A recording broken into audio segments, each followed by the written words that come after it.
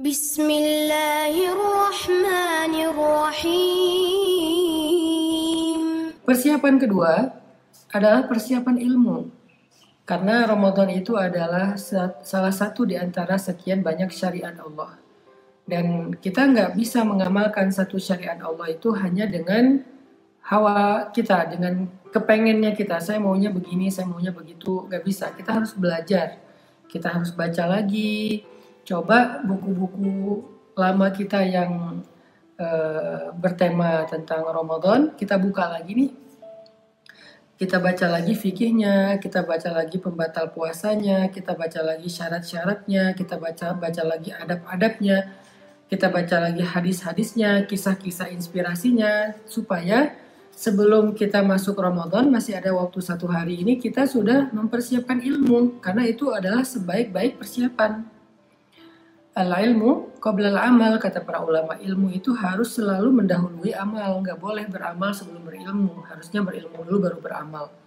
Jadi termasuk kita dengan mendengar nasihat-nasihat ulama yang ada di banyak sosial media, terutama ulama-ulama yang kita kenal dan kita percaya dari sisi keilmuan dan keamanahan mereka, maka kita belajar lagi, kita dengarkan lagi. Dan itu butuh banget untuk ngebooster hati kita dan ngebangun persepsi pikiran kita. Ngebooster hati dan pikiran. Hati itu butuh dibooster supaya semangat, pikiran itu butuh dibooster supaya paham, supaya nggak bingung, supaya nggak galau. Makanya persiapan yang paling baik setelah mempersiapkan hati adalah mempersiapkan pikiran, yaitu dengan ilmu. Baca, iqra. Baca lagi, dengarkan lagi, simak lagi, perhatikan lagi tentang bab Ramadan. Bahkan kalau misalnya kita serius mempersiapkan diri terhadap Ramadan, dalam menyambut Ramadan, maka kita akan semakin ngerasa Ramadan itu istimewa. Tapi kalau kita nggak mempersiapkan diri terhadap Ramadan, kita kayak biasa-biasa aja, tiba-tiba udah malam pertama Ramadan, kita jadi nggak ngerasa apa-apa, nggak ada yang beda gitu. Jadi akhirnya kita ngerasa Ramadan itu nggak terlalu istimewa. Karena nggak terlalu istimewa, amalan kita pun tidak akan istimewa. Jadi mempersiapkan Ramadan itu, nasihat-nasihat di akhir Sya'ban itu bukan sekedar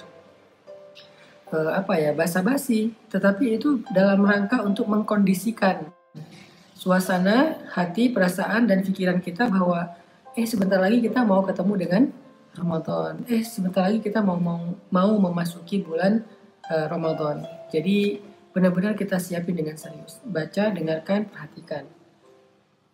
Itu adalah nasihat pertama dari ulama, yaitu mereka meminta kita untuk mempersiapkan diri.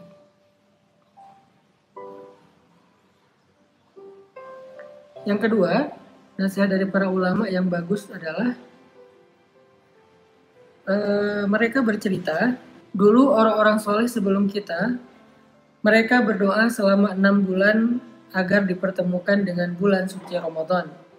Kemudian mereka juga berdoa selama 6 bulan setelahnya agar Allah menerima amal ibadah mereka selama bulan Ramadan. Itu adalah salah satu contoh betapa antusiasnya orang-orang soleh sebelum kita terhadap Ramadan. Saking antusiasnya, saking mereka mencintai Ramadan, saking mereka rindu dengan Ramadan, maka disebutkan selama 6 bulan sebelum Ramadan, mereka selalu berdoa, selama 6 bulan, mereka berdoa agar dipertemukan dengan Ramadan.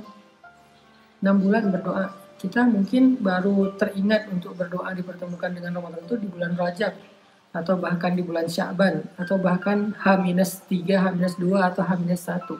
Ada juga yang bahkan nggak sadar tiba-tiba udah Ramadan. Malam ini udah tarawih ya? Masih belum ngeh gitu. Saking kita nggak kangen dengan Ramadan. Saking kita nggak terlalu care, nggak terlalu peduli dengan Ramadan.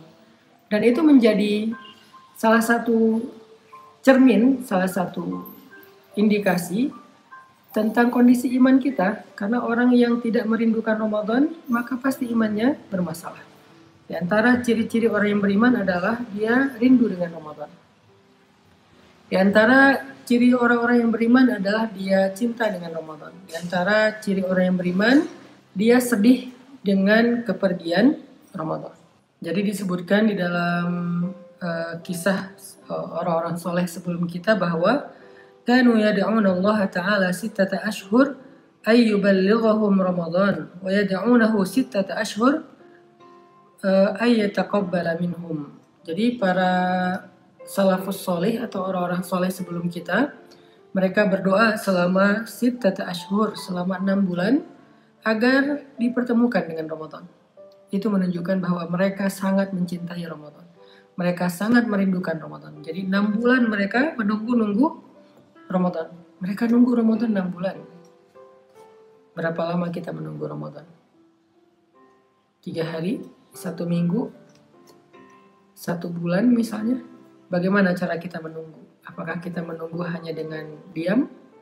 Ataukah kita menunggu sambil mempersiapkan hati kita sebagai rumahnya Ramadan?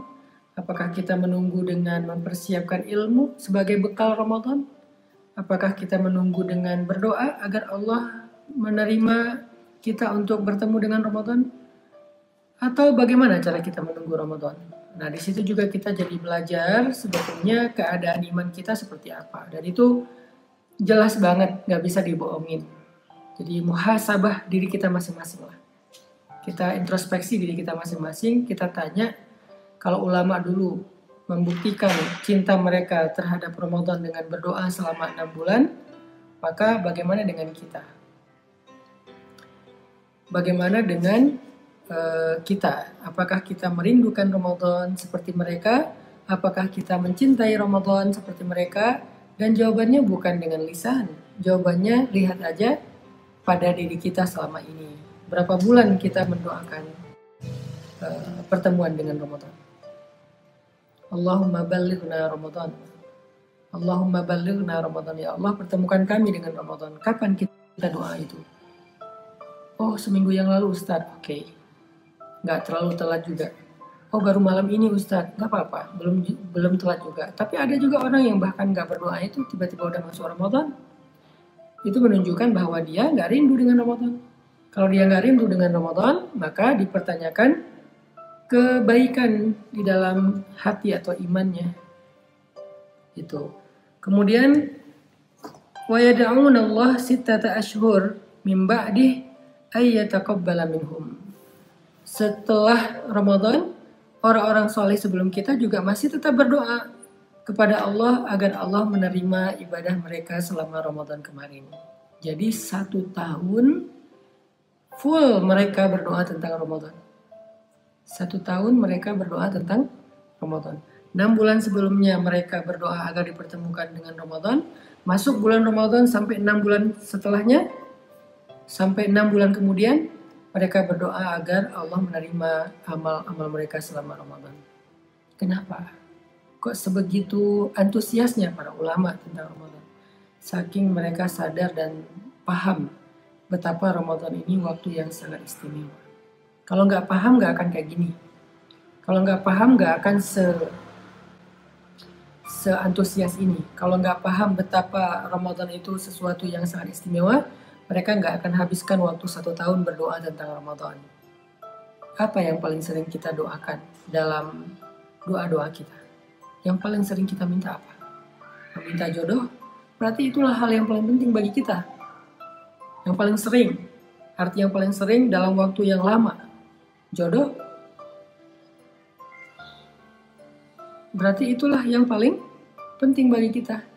Gak salah sih, tapi di situ kita jadi tahu diri. Siapa kita sebetulnya? Apakah masalah harta, pekerjaan? Berarti itulah yang paling penting bagi kita. Apakah masalah keluarga? Berarti itulah yang paling penting bagi kita. Sedangkan orang-orang soleh sebelum kita, yang paling sering mereka doakan di dalam doa-doa mereka sepanjang tahun adalah tentang Ramadan. Ini menunjukkan betapa mereka mencintai Ramadan. Ini menunjukkan betapa mereka menganggap Ramadan adalah yang paling penting, yang paling istimewa dalam hidup mereka.